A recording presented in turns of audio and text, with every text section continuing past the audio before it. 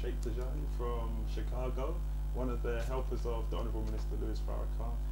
Sheikh Tijani, assalamu alaikum, welcome. Wa alaikum assalam wa rahmatullahi ta'ala wa barakatuh, beloved brother. Thank you. Brother, first off, just to understand, what brings you to England at this time? I know you've been here for a little while, but what is it that you're here to do?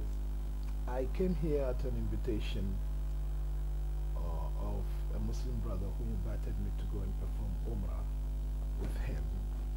So Umrah means to perform the Lesser Hajj. In 1957, the Honorable Elijah Muhammad, through his vision, wrote a book of prayer. The book of prayer is exactly as it is written in the book of prayer in the Holy Quran, in all the hadiths or the Islamic tradition, or in all the Sharia, or wherever you go, be it a Sunni Islamic Sunni community or Shia community, is the same exact prayer that has been prescribed for all humanity, all believers, all Muslims all over the world. And the Honorable Elijah Muhammad prepared this and said, learn this in English until such a time that you're going to learn it in the original language of your righteous forefathers, which is Arabic. That was 1957, at a time that there was no Arab, no Indo-Pakistani.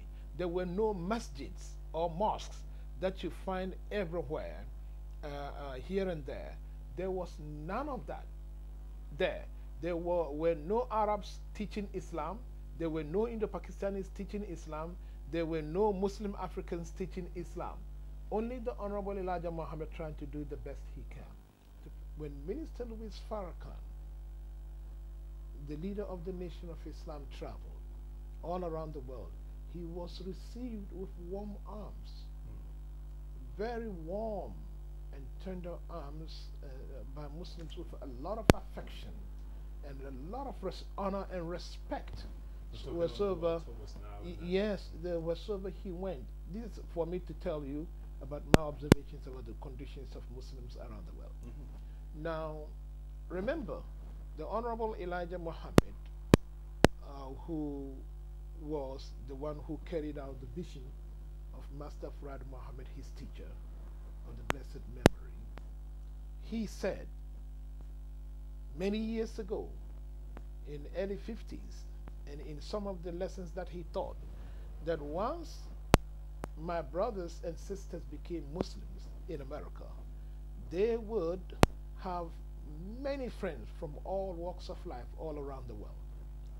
Now, if you happen to be with the minister and he went, Minister Louis Farrakhan, Brother Minister Louis Farrakhan, when we went around the world, you could see the manifestation and demonstration, practical and physical demonstration of that meaning of what the Honorable Elijah Muhammad said, and assured the believers that if you travel, when you become a Muslim, you become one with the entire nation of Islam all over the world, and you have friends from all walks of life. Now, to see the minister being received in Mecca, being given a presidential welcome, diplomatic status, to travel from Jeddah all the way to Mecca, all cars of all models were stopped for the minister to pass first on our way to Mecca and to Medina. The same thing happened.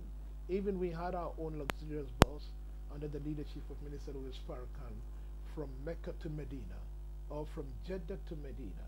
And believe me, there were police cars lined up from each point to another. These ones take over, and that ones take over, and they stopped every car coming opposite or going along our way to give Minister Farrakhan the warmth and respect and honor as any true Muslim leader could be given from all over the world in Mecca and Medina.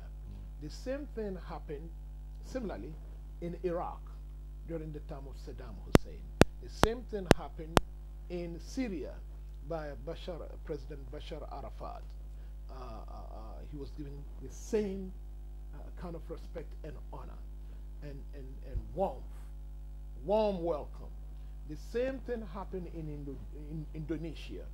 We were so much received anywhere we went. In Bangladesh, all right? In Yemen, it is the same. In how do you call United Arab Emirates, in Qatar, the royalties, he was given a royal welcome. In Dagestan, he was received the same. In Korea, the same. In Egypt, the same. Anywhere we went, in Jordan, this shows you that what the Honorable Elijah Muhammad envisaged and revealed to the believers is true. The condition of Muslims socially, spiritually, is very, very, very, very inspiring. And these are the common things that the common factors that makes us to become as one universal body and a uniform ummah, a nation of Islam all over the world. Not a nation of Islam by virtue of our color appearance. No. Nation of Islam by the essence of our life. The essence of our life is not the depiction of our color appearance or facial appearances. No. We are, in essence, the spirit of Allah subhanahu wa ta'ala.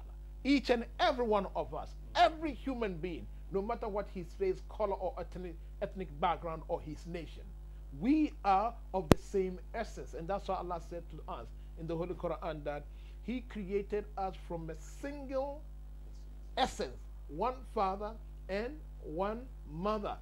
God will create the opportunity for us to have an Arab institution or some Islamic educational institution for the family, the Muslim, the followers in the nation of Islam to have access to, and to be able to say the prayers in Arabic, and for that matter to be able to be connected to the entire Muslim world. And wheresoever they go is the same prayer they will be saying. But after the Honorable Elijah Muhammad said this, after the first resurrection, there was no one to provide such institutions and to help the believers get access to this kind of Arabic knowledge or Quranic knowledge in order to establish such a universal association. So the absence of that causes a deprivation, some way or somehow, a deprivation for the members of the nation of Islam to be able to attain that or fulfill that vision by the Honorable Elijah Muhammad